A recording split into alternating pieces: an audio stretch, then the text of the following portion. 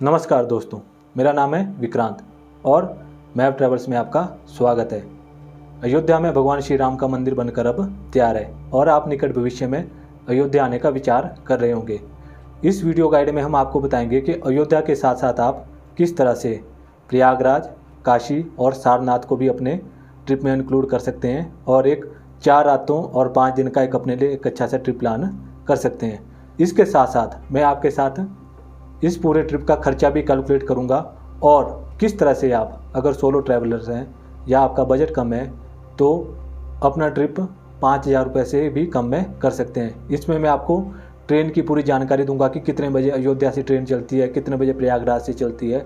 तो अगर आप इस वीडियो को देख लेंगे तो आपको एक पूरी जानकारी मिल जाएगी कि आपने किस तरह से ट्रिप करना है। इस वीडियो में आपको एक सस्ते से सस्ता ऑप्शन भी बताऊँगा और अगर आपका बजट का इशू नहीं है तो आप अच्छे से किस तरह से प्राइवेट कैब के थ्रू इस टूर को कर सकते हैं, वो सब कुछ मैं आपको बताऊंगा। और लास्ट में मैं आपको पूरी की पूरी जो बजट है वो आपका कैलकुलेट करके आपको बताऊंगा। तो चलिए फिर करते हैं शुरू। जैसा कि आपकी स्क्रीन पर शो हो रहा होगा कि ये 3 पॉइंट हैं। आप इस ट्रिप को कहीं से भी शुरू कर सकते हैं और कहीं पर भी ख़त्म कर सकते हैं। बस आपको इन तीनों पॉइंटों को एक एक करके घूमना है। हम ये मान के चलते हैं कि आप पहले दिन अयोध्या पहुंचेंगे। आप अयोध्या वाया फ्लाइट भी पहुंच सकते हैं और ट्रेन के माध्यम से भी पहुंच सकते हैं। यहाँ पर एक इंटरनेशनल एयरपोर्ट है जो है महर्षि वाल्मीकि इंटरनेशनल एयरपोर्ट। ये मेन अयोध्या सिटी में ही है, तो आप यहाँ पर वाया फ्लाइट आ सकते हैं। इसके अलावा अयोध्या में 2 रेलवे स्टेशन है, एक है अयोध्या धाम रेलवे स्टेशन और एक है अयोध्या कैंट रेलवे स्टेशन। जो अयोध्या कैंट रेलवे स्टेशन है वो मुख्य जो राम मंदिर है उससे थोड़ा सा दूर है, लेकिन जो अयोध्या धाम जंक्शन रेलवे स्टेशन है वो राम मंदिर से मात्र 1 किलोमीटर की दूरी पर है, तो आप यहाँ पहुँच सकते हैं। तो चलिए अब डिस्कस करते हैं आपकी आइटनरी को। पहले दिन आप अपने होम टाउन से अयोध्या पहुँचेंगे। हम ये मान के चलते हैं कि आप अयोध्या 5-6 बजे के बाद ही पहुँचेंगे। तो अगर आपके पास समय हो और आपके पास अगर आपको पास मिल जाए सरयू नदी के किनारे जो सायंकालीन आरती होती है उसका, तो आप आरती में भाग ले सकते हैं। अगर आप लेट पहुँचते हैं तो आप डायरेक्ट अपने होटल जाइए आज के दिन और अपना रेस्ट कीजिए। दूसरे दिन प्रातःकाल आप सुबह कोशिश कीजिए कि आपने जल्दी जगना है और सबसे पहले आपने जाना है सरयू नदी के किसी तट पर या घाट पर स्नान करने के लिए, क्योंकि ऐसी मान्यता है कि अयोध्या में भगवान राम के दर्शन करने से पहले हमें सरयू नदी में स्नान करना चाहिए। सरयू नदी के तट पर लगभग 14 घाट हैं, आपकी स्क्रीन पर शो हो रहे होंगे। इनमें से जो मुख्य घाट हैं वो है राम की पैड़ी, स्वर्ग द्वार घाट, नया घाट, सरयू घाट, लक्ष्मण घाट। ये सारे घाट आपकी स्क्रीन पर शो हो रहे होंगे। हम आपको ये सजेस्ट करेंगे कि आप राम की पैड़ी, नया घाट या सरयू घाट में अपना स्नान करें और उसके वॉकिंग डिस्टेंस पर ही है आपका नागेश्वरनाथ महादेव का मंदिर। यहाँ पर आप जाइए, भगवान शिव के दर्शन कीजिए और उनका जलाभिषेक कीजिए। और उसके बाद इसके साथ में ही है सरयू माता का मंदिर, आप वहाँ जा सकते हैं और माता रानी के दर्शन कर सकते हैं। इन दोनों मंदिरों को घूमने के बाद आपने जाना है हनुमानगढ़ी। ये यहाँ से लगभग 1-1.5 किलोमीटर के दूरी पर है, तो आप यहाँ पर पैदल भी जा सकते हैं और छोटा सा ऑटो रिक्शा के थ्रू भी पहुँच सकते हैं। यहाँ पर आपको दर्शन करने हैं हनुमान भगवान के, और हनुमान भगवान के दर्शन करने के बाद आपको जाना है भगवान राम के मुख्य मंदिर जो अब अभी बना है वहाँ पर। यहाँ पर आपने कोशिश करना है कि सुबह के 11:30 बजे से पहले आप अपने दर्शन कंप्लीट कर लो, क्योंकि 11:30 बजे के बाद यहाँ के दर्शन नहीं होते, क्योंकि ये मंदिर 11:30 बजे से 2 बजे तक बंद रहता है। भगवान राम के दर्शन करने के बाद आप जा सकते हैं दशरथ भवन और कनक भवन। अब आपने इन सभी को तो घूम ही लिया है। उसके बाद आप जा सकते हैं गुप्तार घाट, जो यहाँ से लगभग 15 किलोमीटर दूर है और ऐसा कहा जाता है कि ये एक मोक्ष द्वार है वैकुंठ लोक जाने का, क्योंकि यहीं से भगवान राम जब उन्होंने अपना जीवन समाप्त किया था धरती लोक से, तो वो इसी घाट के अंदर उन्होंने डुबकी लगाई थी और वहाँ से वो अपने वैकुंठ धाम के लिए गए थे। तो कहते हैं कि जो भी इस घाट पर स्नान करता है उसे डायरेक्ट मोक्ष मिलता है। और ये वही जगह जहाँ पे जब भगवान राम का जन्म हुआ तो सभी देवी देवताओं ने यहीं से वो मनमोहक दृश्य देखा था। तो यहाँ पर आपको एक ऐसा मंदिर भी मिल जाएगा जहाँ पर आप सभी देवी देवताओं के दर्शन एक साथ कर सकते हैं। तो जो ये जगह मैंने आपको बताई है ये अयोध्या की मुख्य जगह हैं जिनको आप घूम सकते हैं। और उसके बाद आप जाएंगे प्रयागराज के लिए। तो अगर आपके पास प्राइवेट कैब है तो कोई समय की दिक्कत नहीं है, आप 4 की जगह 5 बजे भी जा सकते हैं। पर अगर आप वाया ट्रेन जाना चाह रहे हैं तो आपको 3:55 से पहले पहुंचना है अयोध्या कैंट या अयोध्या धाम रेलवे स्टेशन, और वहां से आपको पकड़नी है मनोवर संगम एक्सप्रेस ट्रेन, जो लगभग 3:55 पे अयोध्या धाम रेलवे स्टेशन से निकलती है और रात को लगभग 8 बजे तक आपको प्रयागराज पहुंचाती है। जो इसकी टिकट का जो स्लीपर क्लास का जो प्राइस है वो है लगभग 145 रुपये, और अगर आप थर्ड एसी में आते हो तो लगभग 505 रुपये, और सेकंड एसी का किराया है लगभग 710 रुपये। पर आपने एक बात ध्यान रखनी है कि ये ट्रेन सोमवार, मंगलवार, बुधवार, शुक्रवार और शनिवार को ही चलती है, तो आप इस ट्रेन के हिसाब से इस ट्रिप को कर सकते हैं। उसके बाद आप रात को 8 बजे तक पहुंचेंगे प्रयागराज, अपने होटल जाइए और रेस्ट कीजिए। दूसरे दिन आप घूमेंगे प्रयागराज को, और प्रयागराज में सबसे पहले जाएंगे आप त्रिवेणी संगम। यहाँ पर 3 नदियों का, गंगा, यमुना और सरस्वती का मिलन होता है। तो ये पवित्र स्थान है और यहाँ पर हर 12 साल में एक बार कुंभ मेला भी आयोजित होता है। तो आपको यहाँ पर सबसे पहले सुबह स्नान करना है और उसके बाद आपको प्रयागराज का अपना साइट सीन शुरू करना है, और इसके बाद आप जाएंगे बड़े हनुमान मंदिर। यह दुनिया का एकमात्र ऐसा मंदिर है जहाँ पर हनुमान भगवान के लेटी हुई मूर्ति की पूजा की जाती है। भगवान हनुमान के दर्शन करने के उपरांत आप जा सकते हैं आलोक शंकरी देवी जी के मंदिर। ये भारत के मुख्य 51 जो शक्तिपीठ है उनमें से एक है, और कहते हैं कि यहाँ पर माता सती की उंगलियां एक जलकुंड में गिरी थी। तो आज भी यहाँ पर कोई भी मूर्ति नहीं है, यहाँ पर एक झूला है जिसकी पूजा अर्चना की जाती है, इसलिए इस जो मंदिर है इसको झूलों वाली देवी के नाम से भी जाना जाता है। इस मंदिर में माता के दर्शन करने के उपरांत आप जा सकते हैं चंद्रशेखर आज़ाद पार्क। ये वही स्थान है जहाँ पर 27 फरवरी 1931 को मात्र 24 वर्ष की उम्र में अंग्रेजों से लोहा लेते हुए चंद्रशेखर आज़ाद वीरगति को प्राप्त हुए थे, और उनकी याद में आज यहाँ पर उनकी एक प्रतिमा भी बनाई गई है। और उनसे पहले इस पार्क को अल्फ्रेड पार्क के नाम से जाना जाता था, जिसका निर्माण 1870 में हुआ था। इस पार्क के नज़दीक में ही इलाहाबाद म्यूज़ियम भी है, तो आप चाहो तो आप वहाँ पर भी जा सकते हो। इसके अलावा यहाँ पर कुछ और प्लेसेस भी है जिनको आप घूम सकते हैं।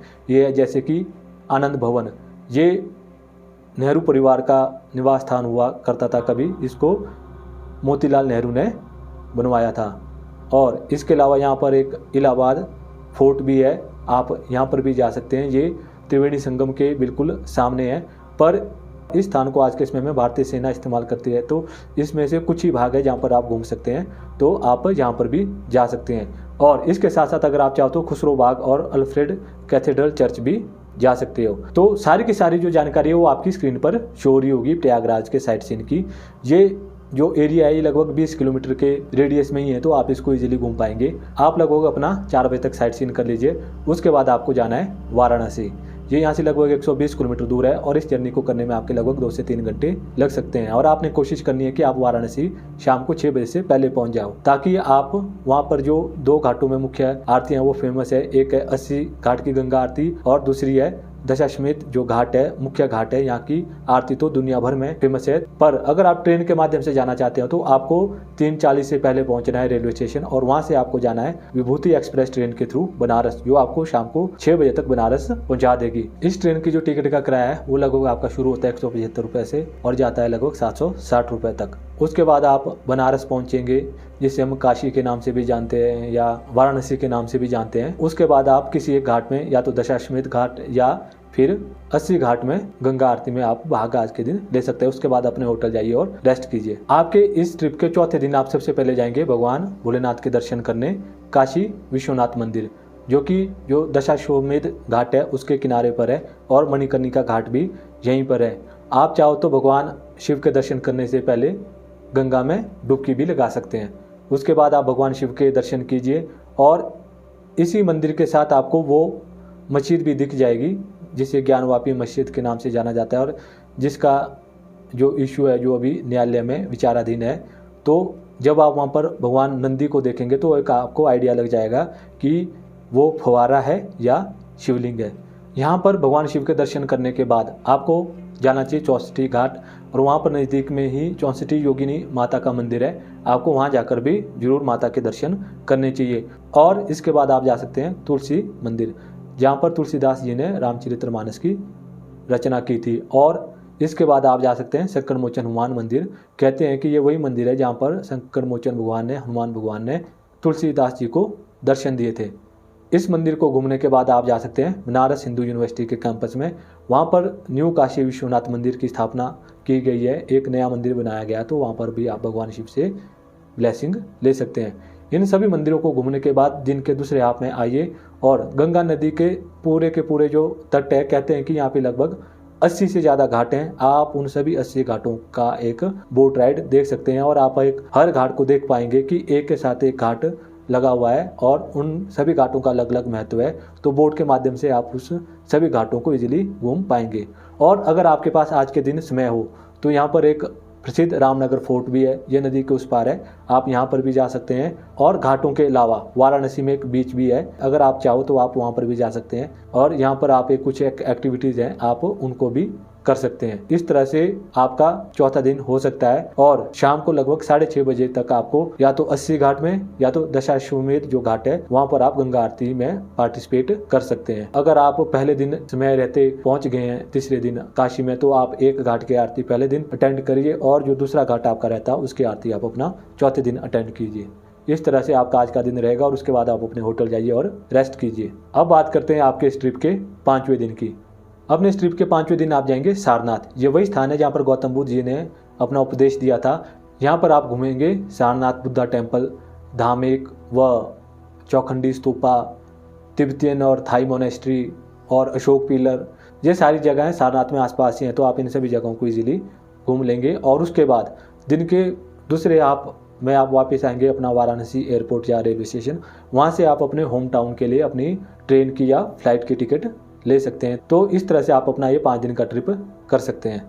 तो दोस्तों अब डिस्कस करते हैं आपकी प्राइसिंग को। आपकी स्क्रीन पर एक प्राइसिंग चार्ट शो हो रहा होगा, तो आपको उसको देखकर पूरा का पूरा आइडिया लग जाएगा। अगर आप ये ट्रिप पब्लिक ट्रांसपोर्ट और ट्रेन का जो स्लीपर क्लास होते हैं, सबसे सस्ते क्लास होते हैं, उसके थ्रू और किसी भी धर्मशाला में डोरमेट्री में रुक कर करते हैं, तो आपका ये ट्रिप लगभग 5,000 रुपये से भी कम में हो जाएगा। तो इसका जो आपका खर्चा रहेगा, सबसे पहले बात करते हैं आपकी ट्रांसपोर्टेशन की। तो पहले दिन जो आप रेलवे स्टेशन से अपने होटल तक जाएंगे उसका आपका लगभग 100 रुपये लगेगा। दूसरे दिन जो आप अयोध्या का जो ये लोकल साइट सीन है उसको करेंगे, उसमें आपका लगभग 300 रुपये में हो जाएगा विद गुप्तार घाट। तीसरे दिन जो आप प्रयागराज को घूमेंगे ऑटो रिक्शा के माध्यम से, कुछ पैदल, तो उसका आपका लगभग 400 रुपये होगा। चौथे दिन आप वाराणसी को पूरा घूमेंगे, उसका आपका लगभग 500 रुपये होगा। और 5वें दिन आपको एक कैब करनी पड़ेगी जिसके थ्रू आप सारनाथ जाएंगे और वापस एयरपोर्ट या रेलवे स्टेशन आएंगे, उसका आपका 1,000 रुपये लगेगा। तो ये टोटल होता है कुल मिलाकर 2300 रुपये। और जो आपका ट्रेन का जर्नी रहेगी दूसरे दिन अयोध्या से प्रयागराज के लिए, उसका लगभग 145 रुपये। और जो प्रयागराज से वाराणसी की आपकी जो ट्रेन रहेगी स्लीपर क्लास की, उसका आपका लगेगा लगभग 175 रुपये। तो ये टोटल होता है आपका 320 रुपये। आप डोरमेट्री में अगर रुकते हो इन सभी जगहों में, तो आपका 4 नाइट का स्टे होने वाला है। तो 150 रुपये लगभग हम हर एक जगह का एवरेज मान के चलते हैं विद लॉकर, तो आपका ये टोटल होता है 600 रुपये। इन सभी तीर्थ स्थानों में खाना आपको सस्ता भी मिल जाएगा, महंगा भी मिल जाएगा, पर अगर आप बजट फ्रेंडली है तो आपका 300 रुपये में एक दिन का भोजन हो जाना चाहिए। तो इस तरह से आपका 5 दिन का भोजन होता है लगभग 1500 रुपये में। तो जब हम इन सब को टोटल करते हैं तो आपका ये टोटल होता है लगभग 4,720 रुपये। तो अगर आपका बजट कुछ बहुत ज़्यादा टाइट नहीं है और आप 2 लोग हैं और इन सभी जगहों को घूमना चाहते हैं, तो आप इसको इस तरीके से कर सकते हैं। इसमें आपका जो 2 लोगों का हो जाएगा वो 15,000 रुपये से भी कम में हो जाएगा। इसमें आपकी जो ट्रेन रहेगी वो 3rd AC रहेगी और जो लोकल आपका ट्रांसपोर्ट रहेगा वो उसी तरह से रहेगा पब्लिक ट्रांसपोर्ट के थ्रू, जैसा कि पहले हमने आपके साथ डिस्कस किया। और जो आपके होटल रहने वाले हैं, इसमें अयोध्या में आपको लगभग 1200 रुपये में एक अच्छा होटल मिल जाएगा, प्रयागराज में लगभग 800 रुपये में और वाराणसी में लगभग आपको 1200 रुपये में एक अच्छा होटल मिल जाएगा। बाकी जो सारी की सारी जो प्राइसिंग की डिटेल है आपकी स्क्रीन पर शो हो रही होगी, तो आपको इससे एक आइडिया लग जाना चाहिए। तो इस तरह से जब हम इन सब को टोटल करते हैं तो आपका ये बनता है 14,720 रुपये। अब बात करते हैं इसमें आपकी तीसरी ऑप्शन की। इसमें सिर्फ आपका क्या है कि इसमें आपका जो आपकी जर्नी ट्रेन के थ्रू होने वाली थी वो नहीं होगी और आप इस पूरे ट्रिप के लिए करेंगे एक अपनी प्राइवेट कैब। प्राइवेट कैब करने का आपको ये फ़ायदा होगा कि आप इजीली और जल्दी सभी जगहों के दर्शन कर पाएंगे और ज़्यादा से ज़्यादा जगहें आप इजीली कम समय में कवर कर पाएंगे, क्योंकि आपको ना तो ऑटो के लिए रुकना पड़ेगा, ना तो पैदल चलना पड़ेगा। आप बस ड्राइवर को फ़ोन करो कि वो आपको ड्रॉप भी कर देगा और आपको लेने भी आ जाएगा, तो ना आपको पार्किंग वगैरह की ज़्यादा टेंशन होगी। तो वो सोचना ड्राइवर का काम होगा। अगर आप इस पूरे ट्रिप के लिए कैब लेते हैं तो वो आपको लगभग 12,000 से 14-15 हज़ार के बीच में हो जानी चाहिए। बाकी डिपेंड करता है ये आपकी बार्गेनिंग स्किल किस तरह की है। हम एक एवरेज फेयर मान के चलते हैं कि आपका लगभग 13,000 रुपये में कैब हो जाएगी। बाकी जो होटल का हमने कैलकुलेट किया ही था वो लगभग आपका बनता है 4400 रुपये टोटल, अच्छे होटल्स के साथ 4 रातों का। और जो आपका खाने में खर्चा आने वाला है तो उसका लगभग एक दिन का आपका 2 लोगों का 1,000 रुपये में हो जाना चाहिए। मतलब अगर आप बहुत ही हाई फाई होटल्स में नहीं जाते हैं तो सामान्य से रेस्टोरेंट में आपका एक दिन का 1,000 रुपये में हो जाना चाहिए। तो इस तरह से आपका 5 दिन का लगभग 5,000 रुपये में हो जाएगा। अगर हम इस पूरी कॉस्टिंग को जब कैलकुलेट करते हैं तो ये आपका बनता है लगभग 22,400 रुपये। तो दोस्तों अब आपको एक फेयर का आइडिया भी लग गया होगा। ये एक एवरेज फेयर है, ये रेट्स आपके बढ़ भी सकते हैं, घट भी सकते हैं। बाकी अगर कोई त्यौहार है, कोई फेस्टिवल है तो उस दौरान हो सकता है कि आपको धर्मशाला या होटल थोड़े से महंगे रेट्स में मिले या आपको रूम्स ना ही मिले। तो एक बार आप अवेलेबिलिटी चेक कर लें। और जो मैंने आपको 2 ट्रेन्स बताई हैं, कृपया उन ट्रेन्स की टाइमिंग्स के अनुसार आप अपना ट्रिप भी तय कर सकते हैं। जब मैं इस वीडियो की रिसर्च कर रहा था तो मुझे कुछ एक जानकारी प्राप्त हुई काशी विश्वनाथ और ज्ञानवापी मस्जिद को लेकर, तो मैंने उसको लेकर भी एक वीडियो बनाया। उसका लिंक आपको नीचे डिस्क्रिप्शन में भी मिल जाएगा और ऊपर आई कार्ड में भी मिल जाएगा, तो आप उसको भी देख सकते हैं। तो आपको एक आइडिया लग जाएगा कि जो स्थान है जिसको इस्लामिक पक्ष के लोग फाउंटेन कह रहे हैं वो असल में एक शिवलिंग है, जिसकी स्थापना कोई 500 या 1000 साल या 2000 साल पहले नहीं हुई थी। उसकी स्थापना लगभग 5000 वर्ष तो कम से कम है जब उसकी स्थापना की गई होगी, जब से हमारे पास ये लिखित में प्रमाण है। तो आप उस वीडियो को भी देख सकते हैं। और दोस्तों हमारे चैनल पर आपको बहुत सारी इसी तरह के एक्सप्लेनर वीडियो मिल जाएंगे जिसमें हम जगहों को डे बाय डे आपके साथ विद आइटनरी शेयर करते हैं मैप और एनिमेशन के थ्रू, ताकि आपको एक आइडिया लग सके कि आपने किस तरह से घूमना है और अपने मन मुताबिक आप कहीं पर भी होटल बुक कर पाएँ। तो दोस्तों अगर आपको ये वीडियो पसंद आई हो तो इसको लाइक और शेयर जरूर करें और हमारे चैनल को भी सब्सक्राइब जरूर करें। बाकी इस वीडियो को देखने के लिए बहुत बहुत धन्यवाद। नमस्कार।